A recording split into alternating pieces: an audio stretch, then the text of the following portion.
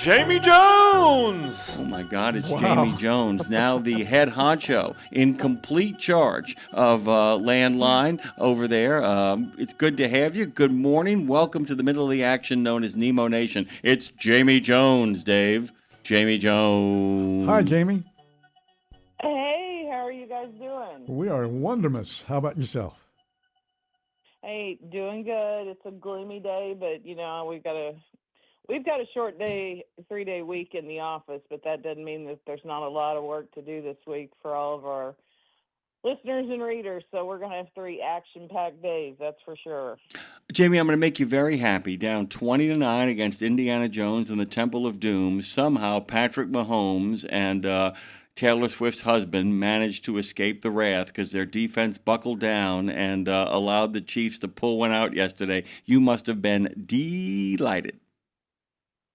I was so relieved. I can't even begin to tell you. I was looking at the Colts defense through that fourth quarter, and those poor guys were so tired. We put up over 200-some-odd yards of offense in that fourth quarter. I mean, they played a full game in the fourth quarter. Oh, it's crazy. It was crazy football. There was a lot of crazy football that went on. I was telling people, I don't know if you know this, there was a running back for Notre Dame. He had 8 carries.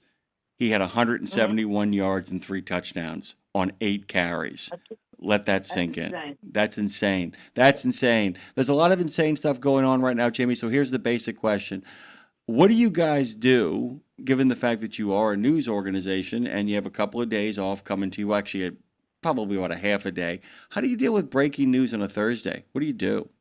What happens? What goes on?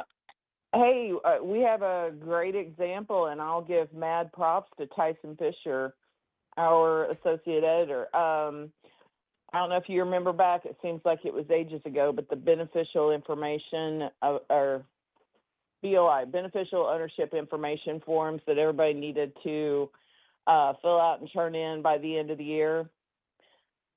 There was so much back and forth over Christmas and that week in between New Year's with court cases and everything that literally Tyson turned an article in at like 1:30 a.m. Christmas Eve morning. Shot me a text. I was up that next morning throwing an edit on it, getting the art ready, and we were up and going on Christmas Eve morning. So when it's big news, we will find a way. And when you find that way, how do you then start to kind of process that and put that together? I mean, people are all over the place. How do you find that way? Well, I think we were actually well equipped during COVID that we were able to do some hybrid stuff and not have an office full of sick people and things like that. So we got really good at working remote. But the reason we were able to adapt to it so well is we did travel a lot more than we do now. And you're just used to working remote, anything from a laptop on your lap in an airport to, crammed into a bullpen with 15 other reporters jockeying over one outlet. You learn how to adapt and get the news done. And we all came from that kind of 24/7 ferocious news cycle. Even though we were in print, there were certain stories that couldn't wait.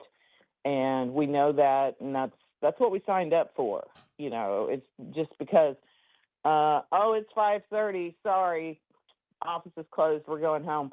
You'd never hear the Landline team say that. They're always making sure that we have, a lid on it for the day, as far as we know, before anybody starts, heading out. So it's something we're really committed to, and I appreciate the question because, when you're working over holiday weekends, we worked over Labor Day because we had a website crash one year and had to put a website back together. We've had companies close over Christmas. Aero Trucking, years ago, we worked over Christmas. So it's not unheard of when we work well together as a team, and whoever has kids and plans, we work around those plans, and they'll take over so somebody else can have a break and go be with their family for a while. So it's just a good team, and we are committed to making sure that we have the news right and to you when they need it. It's kind of interesting, Jamie, that I'm hearing. I've always tried to parallel things, the studio and the cab of the truck kind of being similar, that sort of thing. But you're reminding me of the old bumper sticker for trucking. Job one is getting the job done, whatever it takes to get the job done, and that takes precedent over everything. And true journalism, that is the credo. I mean, it's an emergency situation every day because stuff is coming at you every day. And if you don't get it out there, somebody misses something that might be really important to them. Right. And and that we're always mindful of that. I mean, we evaluate the news and the workload and what can wait today, what has to go today.